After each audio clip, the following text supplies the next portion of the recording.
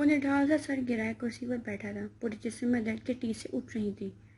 اس کی ایک دو ہڈیاں بھی ٹوٹ چکی ہوں تو اسے ہرگز حیرت نہیں ہوگی. یہ درد ایسا ہی تھا جیسے باقاعدہ ہڈیاں توڑی گئی ہوں. پھٹے ہوئے ہونٹ، چھلے ہوئے گال، سوجی آنکھ، بکھرا بکھرا سا حلیہ. وہ چند دنوں میں بہت کمزور ہو گیا تھا. شرٹ پر جگہ جگہ خون کے دھبے تھے. ٹانگ بھی زخمی تھی. اپنے قدموں پر کھڑا ہونا اس کے لیے محال تھا. اسے چند ہی پل ہی گزرے تھے کہ عبدال کمرے میں آیا. دونوں ہاتھ پینٹ کی جیبوں میں ڈالے کرسی سے ٹیک لگا کر کھڑا ہوا. تمسخرانہ نگاہیں اس پر ٹکائیں. تو کیا فیصلہ کیا ہے تم نے؟ اس کے سوال پر زرار نے ٹھنڈی سانس لی، پھر سر اٹھا کر اسے دیکھا. میں تمہیں وہاں لے جاؤں گا مگر میرا ایک سوال ہے. اس کی نگاہیں بھی کسی شیر کی نگاہیں تھیں. لہجہ ویسے ہی مضبوط اور سخت تھا. عبدال نے دایاں ابرو اٹھایا، اسے دیکھا، پھر دونوں ہاتھ میز پر رکھ کر جھکا. تمہیں زندگی مل جائے گی، کیا یہی تمہارے لیے کافی نہیں؟ طنزی انداز میں کہتا وہ سر جھٹک کر ہنس دیا. زرار نے دانت کچکائے، غصے بھری نگاہ اس پر ڈالی، پھر سیکنڈ کے ہزارویں حصے میں اپنی ہتھکڑی میں بندھے ہاتھ اس کی گردن سے گزار کر ہتھکڑی کی چھوٹی سی زنجیر سے اس کی گردن کے گرد گرفت سخت کی. عبدال جھٹکے سے میز پر گرا تھا.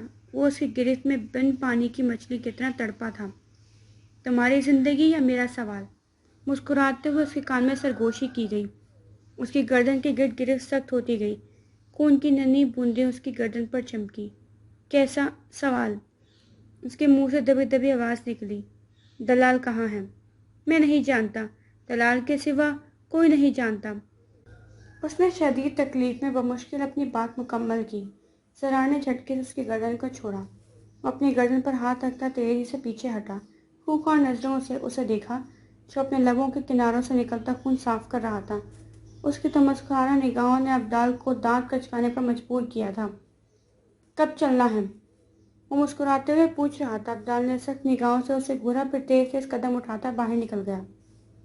اگلے لمحات میں 4 سے 5 جیبیں جنگل کے اونچے نیچے راستوں سے گزرتی اس عمارت کی طرف بڑھ رہی تھیں. گھنے اونچے درختوں میں گھرا یہ راستہ بہت پراسرار سا تھا. سیاہ لباسوں میں ملبوس یہ 30 سے 32 آدمی اپنی پستولیں سنبھالے عبدال کے سربراہی میں اپنی منزل کی طرف رواں دواں تھے. تیسری جیپ میں ان 7 آدمیوں کے درمیان پھنس کر بیٹھا زرار بری طرح تپا ہوا تھا. وہ 2 موٹے آدمی اسے اپنے بیچ میں بٹھائے اس کی تقریباً چٹنی بنانے پر تلے تھے. گاڑیاں پوری رفتار سے درختوں کو پار کرتی آگے بڑھ رہی تھیں. ان درختوں میں چھپے آلات کی مدد سے سواد اور وہ سفید رومال والا لڑکا اپنے اپنے کمروں میں بیٹھے بغور ان جیبوں کو دیکھ رہے تھے جو بس عمارت کے قریب تھیں. تیار ہو سواد؟ اس کی بھاری آواز کمرے میں گونجی تھی. وہ لڑکا مکمل اندھیرے میں بیٹھا تھا. سامنے میز پر سفید رومال اور پی کیپ رکھی ہوئی تھی. پیچھے سے بس سیاہ جیکٹ اور سر کے سیاہ بال نظر آ رہے تھے. اسکرین پر نگاہیں ٹکائے اس نے اپنا سفید رومال اٹھایا. ہاں، وہ بس قریب ہیں. تم بھی نکلنے کی کرو، سواد نے کی بورڈ پر جھکتے ہوئے کہا. اس لڑکے نے رومال باندھ کر سر کو جنبش دی، پھر اپنی پی کیپ سر پر ٹکا کر باہر نکل گیا. وہ عمارت سے ذرا فاصلے پر رکے تھے. اصلی سے لیس 30-32 آدمیوں کے ہمراہ زرار بندھے ہوئے ہاتھوں سے آگے بڑھ رہا تھا. طائرانہ نگاہیں ارد گرد کا جائزہ لینے میں مصروف تھی. عمارت کے قریب پہنچ کر عبدال نے اسے پاسورڈ لگانے کا اشارہ کیا. وہ پلٹا، معصومیت سے عبدال کو دیکھا، پھر اپنے بندھے ہوئے ہاتھوں کی طرف اشارہ کر دیا. عبدال نے دانت کچکاتے ہوئے ایک آدمی کو اشارہ کیا. وہ جیب سے چابی نکال کر آگے آیا. وہ بھی زرار کے بندھے ہاتھوں پر جھکا ہی تھا کہ ایک خنجر اس کی طرف آیا تھا اور اس کے سینے کے آر پار ہوا تھا. سب ہوشیار ہو کر پیچھے دیکھنے لگے جہاں سے خنجر آیا تھا. اسی اثنا میں زرار نے موقع سے فائدہ اٹھا کر دائیں طرف دوڑ لگا دی. پکڑو اسے، وہ بھاگنے نہ پائے، عبدال چلایا تھا. سواد نے کی بورڈ کی دبائی. آن کی آن میں عمارت کے چاروں طرف میں بڑی بڑی سلاخیں نمودار ہوئی تھیں. وہ 30-32 آدمی وہیں محصور ہو کر رہ گئے. زرار پوری رفتار سے بھاگتا ہوا درختوں کے پاس آیا. 2 آدمی اس کے تعاقب میں تھے. پسینے سے شرابور وہ درخت کے پاس رکا. وہ دونوں آدمی بگڑے تنفس کے باعث وہیں رک گئے. انہوں نے نگاہیں اٹھا کر فاصلے پر کھڑے زرار کو دیکھا. اسی لمحے میں بیک وقت 2 خنجر آئے اور ان کے سینوں کے آر پار ہو گئے. खून की एक लकीर उनकी सियाह जैकेटों पर नमूदार हुई और अगले पल में वो दोनों वहीं ढेर हो चुके थे। जरार ने सर उठाकर दरख्त को देखा। सफेद रुमाल वाला लड़का एक टहनी पर चढ़कर बैठा था। जरार के देखने पर उसने मुस्कुराकर हाथ हिला दिया। जरार ने बगौर उसके हाथ में मौजूद खंजर को देखा और उन दो अफराद को जिसे उसने बेक वक्त मारा था। एक बात तो तय थी कि ये सफेद रुमाल वाला लड़का खंजर चलाने में माहिर था, और सिर्फ यही नहीं, उसका निशाना भी पक्का था। अंधेर तारीख कोठरी में कोई जंजीर गिरने की आवाज़ सुनाई दी। चंद पल गुजरे, फिर उस तारीख कोठरी में हल्की सी रोशनी हुई। किसी के कदमों की चाप सुनाई दी। कोई धीरे धीरे जीने उतर रहा था। जीने उतरकर वो दरवाजे की तरफ आया। चाबियों की आवाज़ सुनाई दी। ताला खोला गया और फिर दरवाज़ा हल्की सी चरचराहट से खुल गया। उसके भारी बूटों में मुक्कित पाँव ठंडे यग फर्श पर पड़े। वो अंदर आया। आराम से दाएं तरफ दीवार के पास खड़े होकर रोशनदान खोला। हल्की सी रोशनी अंदर आई। कमरे के बिल्कुल कोने में दुपक्कर बैठे बूढ़े शख्स की आंखों में ये तेज रोशनी बुरी तरह चुभी। अब्राहम वॉल्स उस रफ्तार से कदम उठाता उसके पास आया। पंजों के बल उसके सामने फर्श पर बैठा, झुककर उसके झुर्रियों ज़दा चेहरे को देखा। कैसे हो? उसकी भारी आवाज़ उस कमरे में कहीं पल गूंजती रही। मेरी बेटी कहाँ है? उसे बोलने में तकलीफ का सामना था। मैंने एक कंपनी उसके नाम कर दी है। वो बहुत खुश है, बिल्कुल किसी मासूम बच्ची की तरह। वो हल्का सा हंसा। उसकी हंसी सुनकर वो बूढ़ा कमज़ोर वजूद तड़प ही तो उठा था। क्या करने वाले हो तुम मेरी बेटी के साथ? वो शदीद तकलीफ के बावजूद हलक के बल चिल्लाया था। कुछ भी नहीं, जब तक वो जिंदा है मैं महफूज हूँ। उसके लबों पर गहरी मुस्कुराहट दौड़ गई। उस कमज़ोर लागर वजूद ने अजीब सी नज़रों से उसे देखा। मैं तुम्हारा ये चेहरा नोचना चाहता हूँ। मैं दुनिया को दिखाऊंगा कौन हो तुम। उसकी बात पर अब्राहम सर झटक कर हंस दिया। तुम अपना चेहरा कैसे नोचोगे? उसका सवाल अजीब सा था और अंदाज भी। उस बूढ़े शख्स ने पहलू बदला था। मैं इस पर तेजाब फेंक दूंगा। बहुत अच्छे, अपने चेहरे के साथ ये जुल्म भी कर लेना खुशी से। वो मुस्कुराया, एक अचटती निगाह उस पर डालकर फिर उठ खड़ा हुआ। मेरी बात याद रखना दलाल, खुदा किसी को उसकी हिम्मत से ज़्यादा नहीं आजमाता, ना ही वो किसी जालिम को हमेशा के लिए आज़ाद छोड़ता है। तुम मुँह के बल गिरोगे दलाल, उसने हकारत आमेज लहजे में कहा था। अब्राहम ने ठहर कर देखा, फिर लबों को गोल करके सीटी बजाता बाहर निकल गया। उसने दरवाज़ा बंद करने की ज़रूरत महसूस नहीं की। उसकी सीटी दीवारों से टकराती खाली कमरों में गूंजने लगी। किसी के जीने चढ़ने की आवाज़ सुनाई दी, फिर चंद लम्हे बाद जंजीर के ऊपर उठने की, और उसके बाद खामोशी छा गई। कोने में दुबक बैठा वो बूढ़ा शख्स अपना रुख बदल रहा था कि रोशनी बुरी तरह उसकी आंखों में चुभ रही थी। दलाल उसे कई हफ्ते अंधेरे में रखने के बाद रोशनी में ले आता था, तब जब वो बिल्कुल अंधा होने के करीब होता था, जब उसे रोशनी तकलीफ देती थी। दुआएं दो मुझे, DW का हेडक्वार्टर मिल चुका है। इज़ा की पुरजोश आवाज़ अंधेरे कमरे में गूंजी। कॉफ़ी का कप लबों से लगाए मेज से टिक लगाकर खड़ा वो हल्का सा मुस्कुरा दिया। निगाहें रोशन स्क्रीनों पर टिकी थी। मुझे तुम्हारी पहुंच का अंदाज़ा ना होता तो कभी तुम्हें अपने साथ काम करने की पेशकश ना करता। उसकी आवाज़ में नरमी थी। तारीफ के लिए शुक्रिया।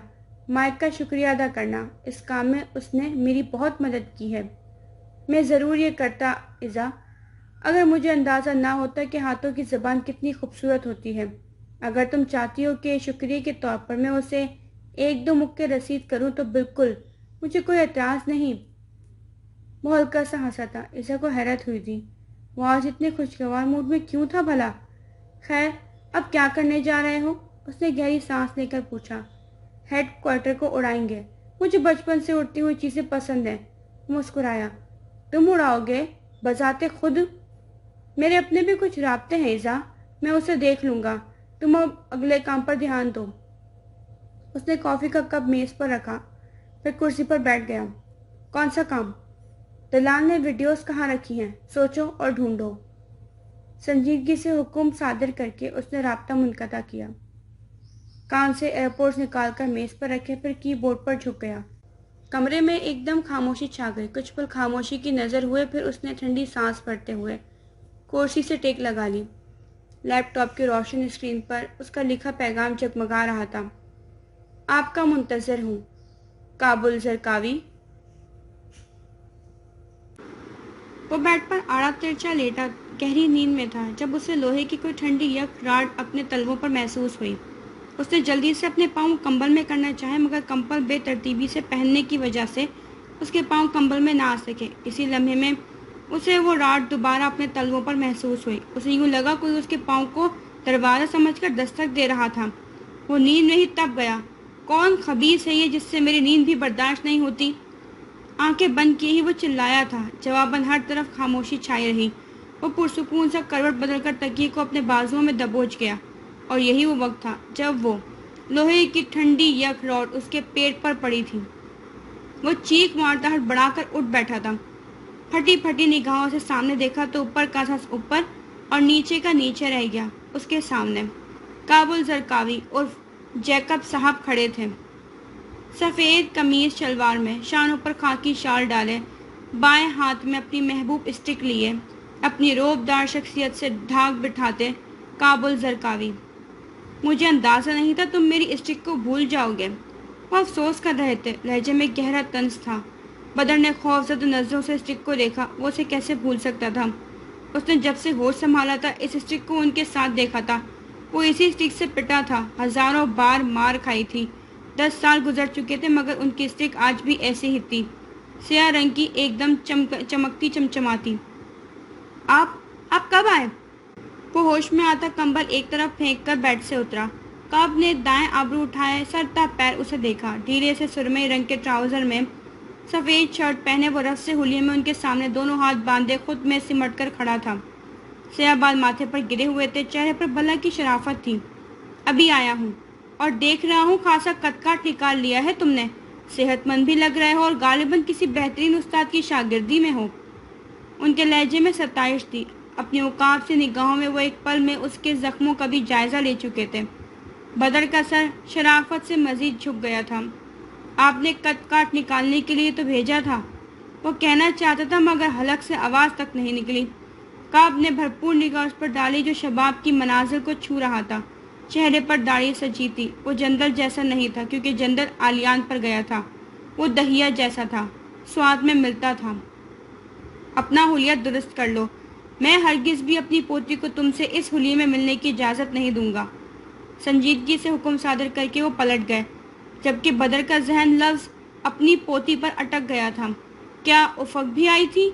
اگلے لمحات میں وہ تیزی سے اپنے کپڑے اٹھاتا واش روم میں گھس گیا تھا۔ 5 منٹ میں وہ نہا کر نکلا تھا۔ سفید قمیض شلوار میں ملبوس وہ بالوں کو تولیے سے رگڑتا باہر آیا، بے ڈھب طریقے سے تولیہ صوفے پر پھینکا، پھر خود سنگار میز کے قداور شیشے کے سامنے کھڑا ہوا، بھرپور خود پر نگاہ ڈالی۔ وہ ایک عرصے بعد شلوار قمیض پہن رہا تھا، اسے اپنا آپ اچھا لگا تھا۔ جلدی سے بال سیٹ کرنے کے بعد اس نے کلائی پر باندھنے کے لیے گھڑی اٹھائی جو وہ خیام کے گھر سے اٹھا کر لایا تھا۔ گھڑی کلائی پر باندھ کر اس نے پرفیوم اٹھانے کے لیے ہاتھ بڑھایا ہی تھا کہ کمرے کا دروازہ کھلا۔ اس نے سانس روک لیا، ڈرتے ڈرتے شیشے میں دیکھا جہاں خیام کا عکس اس کا منہ چڑھا رہا تھا۔ تم کہیں جا رہے ہو؟ وہ سر تا پیر اس کا جائزہ لیتے ہوئے پوچھ رہا تھا۔ افق آئی ہے بھائی، وہ خوشی سے اچھلا تھا۔ خیام نے ماتھے پر بل ڈالے اسے دیکھا جیسے اس کی ذہنی حالت پر شک ہوا ہو۔ خواب دیکھا ہے کیا تم نے؟ وہ دائیں ابرو اٹھائے پوچھ رہا تھا۔ نہیں سچ کہہ رہا ہوں، دادا بھی آئے ہیں، قسم لے لیں۔ وہ جلدی سے خود پر پرفیوم چھڑک کر اس کی طرف آیا۔ خیام نے پلک جھپک کر اسے دیکھا اور اگلے ہی لمحے وہ دونوں تیزی سے باہر کی طرف بھاگے تھے۔ تو مطلب آپ کہہ رہے ہیں کہ بدر ویسا نہیں رہا جیسا وہ پہلے تھا؟ افق نے فکر مندی سے اسے دیکھا تھا۔ جندل نے ٹھنڈی سانس بھر کر سر نفی میں ہلایا تھا۔ نہیں، اسے تو تم یاد بھی نہیں ہو، ایک نمبر کا خبیث اور بےغیرت انسان بن چکا ہے۔ تم اسے دیکھو تو پہچاننے سے انکار کر دو۔ وہ افسوس سے کہہ رہا تھا۔ افق کے چہرے پر کئی رنگ آئے تھے۔ ہے کہاں وہ؟ یہیں کہیں منہ مار رہا ہوگا۔ جندل نے لاپرواہی سے کندھے اچکائے۔ افق نے بے اختیار گہری سانس لے کر اپنے تیزی سے دھڑکتے دل کو قابو کرنے کی کوشش کی۔ وہ زرقاوی کے ساتھ بدر سے ملنے کے لیے جا رہی تھی جب جندل نے اسے پکڑ لیا تھا۔ بقول اس کے وہ یہاں نہیں تھا اور اس کے آنے تک جندل اسے اچھی کمپنی دے سکتا تھا، جبکہ ان 15 منٹوں میں اس نے جو کچھ اسے بدر کے بارے میں بتایا تھا وہ سن کر اس کے رخسار دہکنے لگے تھے اور کانوں سے دھواں نکلتا محسوس ہوا تھا۔ وہ اسی اضطراب کی کیفیت میں جندل کے ہمراہ کھڑی تھی جب اسے راہداری میں دوڑتے قدموں کی آواز سنائی دی۔ وہ تیزی سے پلٹی تھی۔ اس نے دیکھا تھا وہ دو لوگ تھے جو دور سے بھاگتے ہوئے اس کی طرف آ رہے تھے۔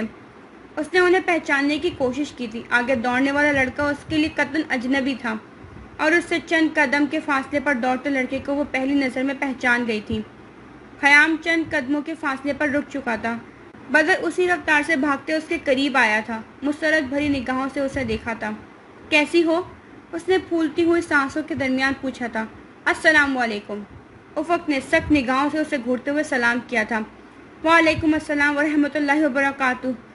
اس نے سر کو خم دیتے ہوئے مسکراہٹ دبا کر سلام کا جواب دیا۔ جنرل نے ان دونوں کو دیکھا، پھر بھرپور جمائی لی۔ وہ ملاقات کے ان ابتدائی مراحل سے بیزار ہونے لگا تھا۔ افق کو اب اس کا سر پھاڑنا چاہیے، یقیناً اسے یہی کرنا چاہیے۔ تم بہت بڑی ہو گئی ہو۔ اسے سمجھ نہیں آیا جنرل اور خیام کی موجودگی میں وہ کیا کہے۔ اس کے لاکھ آنکھوں سے اشاروں کے باوجود وہ دونوں اپنی جگہ سے ٹس سے مس نہیں ہوئے تھے۔ تم بھی، افق نے تذبذب سے کہا تھا۔ جنرل نے اپنا گلا کھنکارا۔ بدر نے سخت نگاہوں سے جنرل کو گھورا، پھر پلٹ کر خیام کو دیکھا جو ہنوز افق کے چہرے پر نگاہیں ٹکائے کھڑا تھا۔ اس نے گہری سانس لی، پھر ان دونوں کے درمیان سے ہٹ گیا۔ افق، یہ خیام سر ہیں، میرے باس۔ اس نے مسکراتے ہوئے اس کا تعارف کروایا۔ افق نے سر کو جنبش دینے پر اکتفا کیا۔ بدر نے گڑبڑا کر اسے دیکھا، پھر اپنا ہاتھ اس کے سر پر رکھ کر اس کا سر کو جھٹکا دیا تھا۔ سلام کرو، سلام، اس نے دبی دبی آواز میں کہا تھا۔ جنرل کی بے اختیار ہنسی چھوٹی تھی۔ افق نے دبی دبی آواز میں اسے سلام کیا۔ خیام نے کھوئے کھوئے سے انداز میں جواب دیا۔ میرا تعارف بھی کرواؤ بدر۔ جنرل نے پیچھے رہنا مناسب نہیں سمجھا۔ یہ جنرل ہے، لالا پٹھان۔ اس نے دانت کچکائے۔ افق نے مسکراتے ہوئے سر کو خم دیا۔ اچھا لگا آپ سے مل کر۔ وہ جبراً مسکرائی۔ ہمیں بھی، جنرل نے خوش دلی سے کہا۔ اب آپ کی اجازت ہو تو میں افق کو لے جاؤں، آپ دادا سے مل لیں۔ بدر نے اجازت چاہی۔ ہاں جاؤ جاؤ، شاباش۔ جنرل نے فراغ دلی کا مظاہرہ کیا۔ بدر اسے گھوری سے نواز کر افق کے ہمراہ آگے بڑھ گیا۔ جنرل اور خیام دیوار سے ٹیک لگا کر کھڑے انہیں جاتا دیکھتے رہے، یہاں تک کہ وہ دونوں راہداری کا موڑ مڑ گئے۔ ان کی نگاہوں سے اوجھل ہوتے ہی دونوں نے گہری سانس لے کر دیوار پر سر ٹکایا تھا۔ مجھے اندازہ نہیں تھا افق کتنی بڑی ہو گئی ہے، خیام نے دھیمی آواز میں کہا تھا۔ میں تمہیں سمجھ سکتا ہوں خیام، مگر تمہارے اس طرح مسلسل گھورنے پر وہ پریشان ہو گئی ہوگی۔ جنرل نے اس کی توجہ اس کے گزشتہ عمل پر دلانا چاہی۔ 10 سال تک اسے چھوٹی بہن کی طرح چاہا ہے، اسے اپنی گود میں پالا ہے، بہت یاد کیا ہے اسے۔ یہ بہنیں اتنی عزیز کیوں ہو جاتی ہیں جنرل، کہ اپنے ہی وجود کا حصہ لگنے لگیں؟ وہ گہری نظروں سے فرش کو تکتے ہوئے پوچھ رہا تھا۔ معلوم نہیں، میری ایک ہی بہن ہے اور مجھ سے بڑی ہے۔ میں ان کے ہاتھوں رچ کے ذلیل ہوا ہوں، ان کے تھپڑ کھائے ہیں، ان کی ڈانٹ سنی ہے، اسی لیے مجھے ہرگز اندازہ نہیں ہے بہن بھائی کی محبت کیسی ہوتی ہے، کیونکہ بقول آپی کے وہ میرے ساتھ دوست کا سا رویہ رکھتی ہیں۔ اس نے سر جھٹک کر کہا تھا۔ بہت زیادہ ناشکرے ہو تم۔ ایسے ہی اچھا ہوں، مجھے بالکل تجربہ نہیں کرنا کہ چھوٹی بہنوں کا ساتھ کیسا ہوتا ہے۔ اس نے لاپرواہی سے کندھے اچکا دیے۔ خیام اسے دیکھ کر رہ گیا۔ وہ رشتوں محبت کے معاملے میں اتنا لاپرواہ کیوں تھا، یا وہ ظاہر ایسے کرتا تھا؟ جو بھی تھا، اسے بس افق سے ملنا تھا۔ وہ اسے بتانا چاہتا تھا کہ اس نے اپنی چھپکلی کو بہت یاد کیا، بہت زیادہ۔ وہ چاروں ایک ساتھ کمرے میں داخل ہوئے۔ انہوں نے الزرقاوی کو اپنے سامنے کھڑا پایا۔ چاروں نے قطار میں کھڑے ہو کر آواز بلند انہیں سلام کیا تھا۔ سلام کا جواب دے کر الزرقاوی نے گہری نگاہ ان چاروں پر ڈالی تھی۔ وہ ایک عرصے بعد ان چاروں کو دیکھ رہے تھے۔ آخری بار ان کی ملاقات پاکستان میں ہوئی تھی، جب یہاں کا مشن ان کے حوالے کیا تھا۔ کیسے ہو جوانوں؟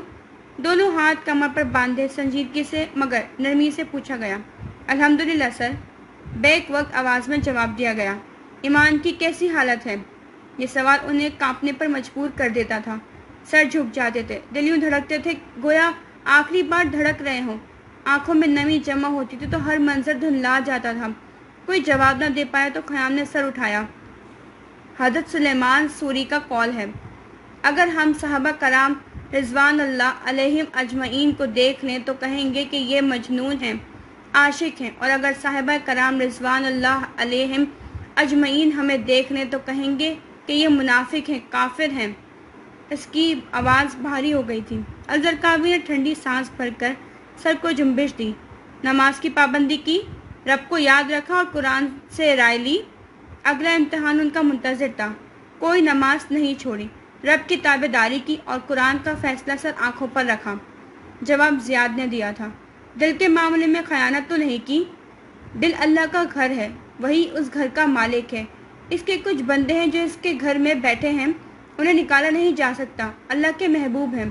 جنرل کے جواب نے انہیں لاجواب کیا تھا۔ اللہ کے سوا کسی کے آگے سر تو نہیں جھکایا؟ یہ سر جھکتا تو پھر اٹھنے کے قابل نہ رہتا سر، سرار نے اعتماد سے کہا تھا۔ انہیں مکمل تسلی ہو چکی تھی، لبوں پر ہلکی سی مسکراہٹ رینگ گئی تھی۔ اللہ تمہیں اپنے حفظ و امان میں رکھے، تمہیں اپنی راہ پر گامزن رکھے، تمہارا ایمان قائم رہے، تمہارا شمار اس کے محبوب بندوں میں ہو۔ مسکراتے ہوئے دعا دی گئی۔ آمین ثم آمین، چاروں نے ہم آواز ہو کر کہا۔ میں یہاں چند کام دیکھنے آیا ہوں۔ سب سے پہلے زیاد، تمہیں تمہاری شادی کی بہت مبارک ہو، امید ہے سواد تم سے خوش ہوگی۔ وہ مکمل زیاد کی طرف متوجہ ہوئے تھے۔ زیاد نے مسکراتے ہوئے سر کو جنبش دی۔ شکریہ سر۔ خیام اور جندل، تم دونوں کو مبارک ہو، بچھڑا بھائی مل گیا ہے۔ وہ اب ان دونوں کی طرف متوجہ ہوا۔ ان دونوں نے سر کو خم دیا۔ کعب کی نگاہوں کا رخ زرار کی طرف ہوا جو متذبذب سا کھڑا تھا۔ اور تم ابن ولید، سب سے پہلے تمہیں بتا دوں، حزب اللہ ہمیشہ تمہاری احسان مند رہے گی۔ تم بلند حوصلوں والے اعلیٰ کردار کے مجاہد ہو۔ ان کے الفاظ ایسے تھے کہ زرار نے بے اختیار خدا کا شکر ادا کیا تھا۔ اور اس کے بعد ماموں بننے پر بہت مبارکباد وصول کرو۔ زرار کو ان الفاظ کا مفہوم سمجھنے میں وقت لگا تھا۔ ان تینوں نے چونک کر زرار کو دیکھا جو خود حیران پریشان سا کھڑا تھا، اور اگلے لمحات میں اس کی نگاہوں کے سامنے حرم کا چہرہ گھوم گیا تھا۔ وہ کیسے بھول سکتا تھا، اس کی بہن ماں کے رتبے پر فائز ہونے والی تھی۔ بہت شکریہ سر۔ اس کی آواز بھیگ گئی تھی، ان سب کے لبوں پر مسکراہٹ رینگ گئی تھی۔ زرار ایسا ہی تھا، بہت حساس اور نرم دل۔ اس کے بعد تم لوگ مجھے کیس کی تفصیل بتاؤ گے۔ انہوں نے حکم صادر کیا اور پھر خود کرسی پر براجمان ہو گئے۔ ان چاروں نے بھی اپنی اپنی کرسیاں سنبھال لیں۔ وہ دونوں سیڑھیوں پر بیٹھے تھے، افق بند مٹھی تھوڑی پر ٹکائے، کہنی گھٹنے پر ٹکائے بغور فرش کو دیکھ رہی تھی۔ بدر ستون کے ساتھ ٹیک لگا کر اس کے چہرے پر نگاہیں ٹکائے بیٹھا تھا۔ وہ اسے خیام، بدر، سواد سب کے متعلق بتا چکا تھا۔ اس کے کسی سوال کا انتظار نہیں کیا تھا۔ ان 10 سالوں میں اس کے پاس افق کو بتانے کے لیے اتنی باتیں جمع نہیں ہوئی تھیں جتنی اس ایک ماہ میں ہو گئی تھیں، اور وجہ ظاہر ہے، ان سب کی مختلف شخصیتیں اور مختلف روپ تھے۔ تمہیں اعتراض تو نہیں ہے نا افق؟ وہ نرمی سے پوچھ رہا تھا۔ وہ دھیرے سے نفی میں سر ہلا گئی۔ میں دادا کے بعد سب سے زیادہ تم پر یقین کرتی ہوں۔ اگر تم انہی کی بنائے تنظیم میں شمولیت اختیار کر چکے ہو تو میں کیوں اعتراض کروں گی؟ اس نے سمجھداری سے کہا تھا۔ بدر ہلکا سا مسکرا دیا۔ ویسے تمہارے بھائی اچھے ہیں، سچ میں۔ اس نے کچھ دیر پہلے جو منظر دیکھا تھا وہ ایک بار پھر نگاہوں کے سامنے گھوم گیا۔ لبوں پر شریر سی مسکراہٹ دوڑ گئی تھی۔ ہاں، جندل تو منہ نہیں لگاتا، حالانکہ وہ جان چکا ہے میں اس کا بھائی ہوں، پھر بھی ایک مرتبہ بھی سیدھے منہ بات نہیں کی اور نہ ہی اٹھ کر گلے لگایا۔ اور خیام بھائی بھی موڈی ہیں، دل کرے گا تو سر پر چڑھا لیں گے، مزاج بگڑ گئے تو گٹر میں پہنچا دیں گے۔ اس نے سر جھٹک کر کہا تھا۔ افق بے اختیار ہنسی تھی۔ اور تمہاری بہن؟ آپ بھی بہت اچھی ہیں یار۔ اس کی آنکھوں میں سواد کے ذکر پر ہی انوکھی چمک آ جاتی تھی، لبوں پر دوڑتی مسکراہٹ گہری ہو جاتی تھی، لہجے سے محبت جھلکنے لگتی تھی۔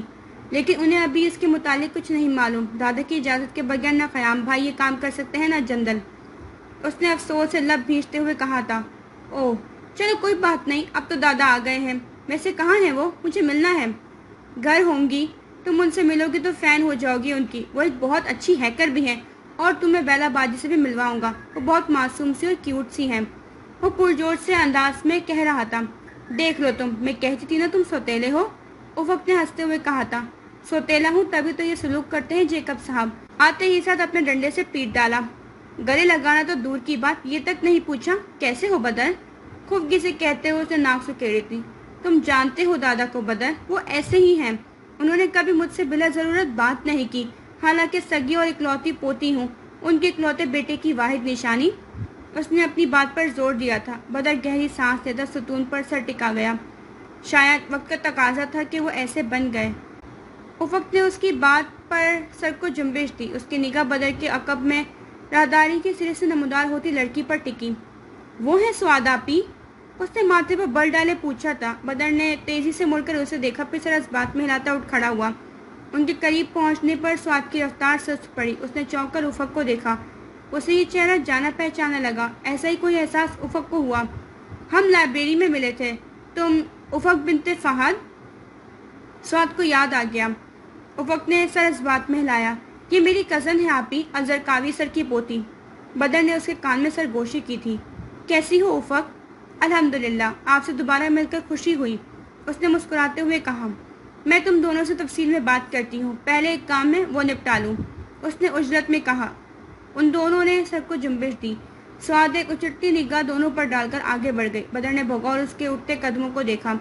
وہ اس کمرے کی طرف جا رہے تھے جہاں زرقاوی سر کے ساتھ ان چاروں کی میٹنگ چل رہی تھی. معلوم ہوتا تھا وہ سعاد کے ہی منتظر تھے. اس نے سر جھٹکا، پھر افق کی طرف متوجہ ہوا. آؤ یار، تمہاری مہمان نوازی کرتا ہوں میں. کیا کھاؤ گی؟ وہ اسے اپنے ساتھ لیے آگے بڑھ گیا.